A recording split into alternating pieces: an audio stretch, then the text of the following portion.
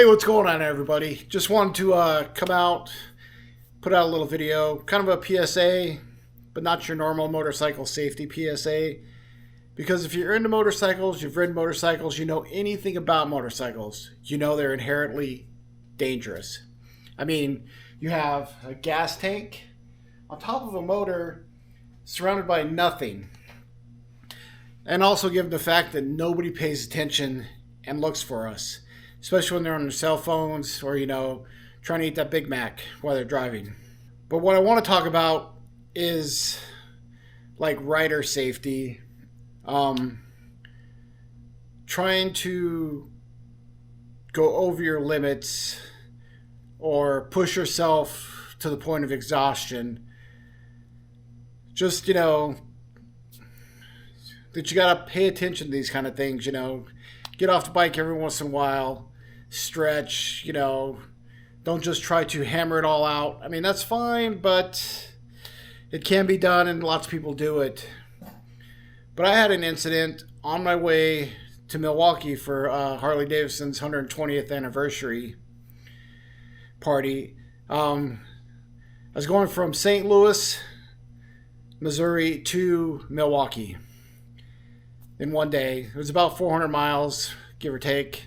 And I was trying to make it to an event that was at a certain time earlier in the day.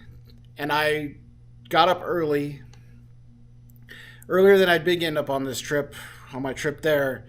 And this was the fifth day of riding 300 to 400 miles a day. And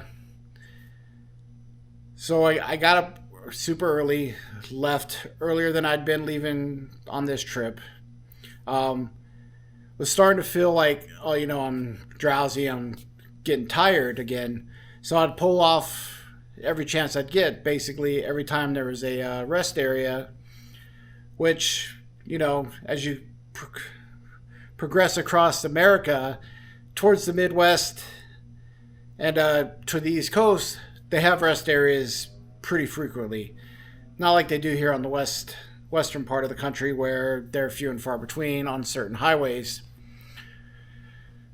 So I ended up having a slight incident, whatever you want to call it. I nodded off while riding on my road glide.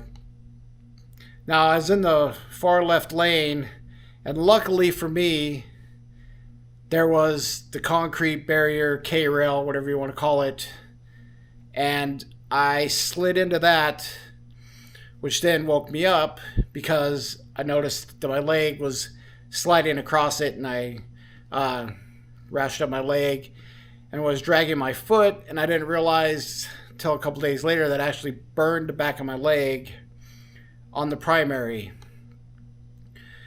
But I was able to keep the bike up and make it to the next rest area where I gave myself some Boy Scout first aid. And then, calmed myself, gathered myself, got my nerves back, all that stuff. Stuff that happens after you have an accident, traumatic experience, and all this other stuff. I was still able to make it to the event that I wanted to get to. But then realizing that there was way more people involved in this event than I wanted to even be part of. There was like way too many people. So I didn't end up riding in the event that I was trying to make it to. Had I just rode to Milwaukee, I probably wouldn't have just had this. I wouldn't have had this incident. But it's because, like I said, I had been up earlier than I'd been normally getting up, so I didn't get a lot of sleep like the night before.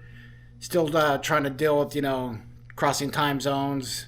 And then, like I said, riding 300 to 400 miles every day before that, the first 5 days of my trip. But I had minimal damage to my bike.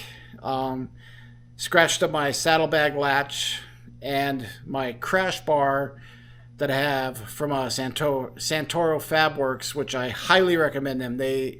I think that really helped save me. Also, the other thing was the fact that I was, in the left lane. There's no other traffic on that side of me.